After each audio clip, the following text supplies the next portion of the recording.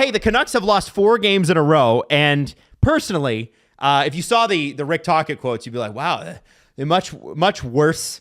This is bad. This is terrible. He's so pissed. No shows. Here's what he said. Not much compete from the guys. That's on me. I didn't get them to compete hard enough. A lot of no-shows tonight. Mm-hmm. If these guys think playoff hockey is that, we're in trouble. Here's what this is, guys. Mm-hmm. The Vancouver Canucks have lost 4 games in a row, which in Toronto is an average February. It is. They've raised the bar, man. They're playing, and I like Tocchet for this, and I was critical of him being hired as a coach, but I've really liked him. The what's going on here is the Vancouver Canucks are going through the Februaries. They're going through the February? This happens to good teams all the time where it's like it's a grind, all-stars over, trade deadline's coming up. We're really good, so we're probably not, most of us are probably sticking around. And, just like any job, it can be monotonous. I think there's probably 2 thought processes going on right now with Elias Lindholm. Mm-hmm. One, yes, he's a really good player, but you screwed up the team's chemistry by going out and getting him. Mm-hmm. Or 2, thank goodness they made the deal when they did. Right. Because a lot of teams are going to make deals on March 8th.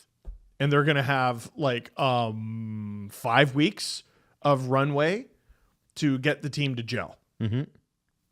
The Canucks, with the luxury of being really high up in the standings, and I obviously having the space to do it, they went out and they got their new second-line center, and they have 3 months to get him acclimated in the lineup. And it's tough to do, by the way. I think this is breakage. I think this is the risk you take when you make a trade of this magnitude, and they knew that, and I don't think internally they're all that bothered.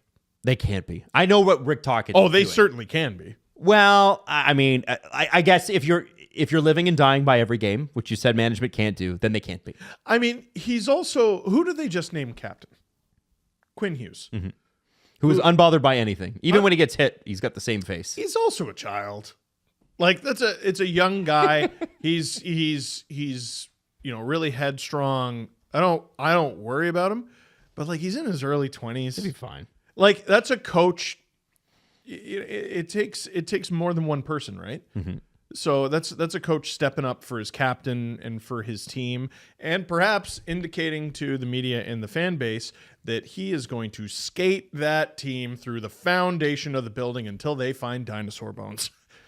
I would love to see footage of that next Canucks practice. Oh, yeah. Absolutely. One person who it looks like is well off the... Oh, and just to your point off the top, Adam, you're right. You're so right about that. The Vancouver Canucks this year aren't the 22-23 Boston Bruins. They're not going to go win 800 games in the season, never take a night off ever. They're going to have a losing streak. It's fine. They're young. But one guy who is definitely off this team is Ilya Mikheyev, who hasn't scored since December 17th. Oh. Last night, he got 1 shift in the third period and played a total of 7 minutes. Oh, I smell a trade to Pittsburgh. How dare you, Adam? Rick Tocchet does not like Mikheyev, and for good reason. You know who does? The guy that signed him out of Russia. Cal. Well, and I think Mikheyev likes Cal. I think so, too. When I liked Mikheyev a lot in Toronto. I thought he was actually pretty effective. He's not one of the cardio merchant class that he absolutely was. But remember he had that injury that So he had the wrist injury in New Jersey. Dubas stayed with him in New Jersey. Remember, while he was in hospital, it was serious. It was very serious. But man, he for so long, listen, okay, there are reasons for why you can't score. Yep. We need someone to friggin' score. And it was, the Leafs could afford it when he wasn't making vital player money. He's making vital player money in Vancouver. And he's next up. Kuzmenko wasn't pulling his weight.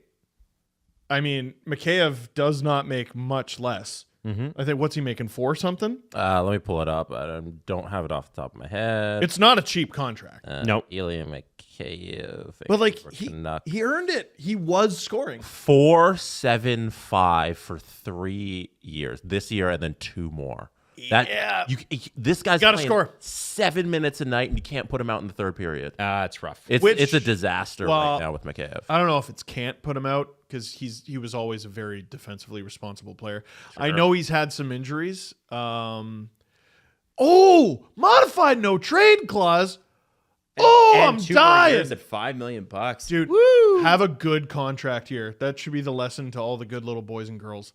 Have a good contract here. What is the holy shit 12-team no trade limit? Boy, he was so good towards the end of against the teams. Leafs. I remember watching him against the Devils, not the cut game, where he took the puck and was like, "I am going to drive the net." And he, at that time, this is 2 years ago, it was the first Justin Bieber jersey game. I was there. I remember that. He was the only one on the team at the time who was driving the net. He actually went to the net with the puck. He would have nights where someone very clearly said, "Hey, you know you're like 6'4", eh?" And like, he would just crash the net. Like, dude, you're one of the tallest players in the league. Well, not tallest players in the league. You're very tall. You're one of the fastest players in the league is what I meant to say. When he learned how to score, you know, all those things are great, but if it doesn't add up to results, then who cares? When he learned how to score, he obviously became the kind of player that you offer nearly $5 million a year to.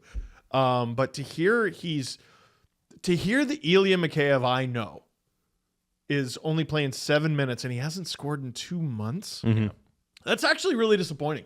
And he has 10 goals on the year. So from October to December 17th, he had 10 goals. He was obviously good. Since then, it's been just a whole bunch of bagels. I want to say though, the frustration with Ilya Mikheyev.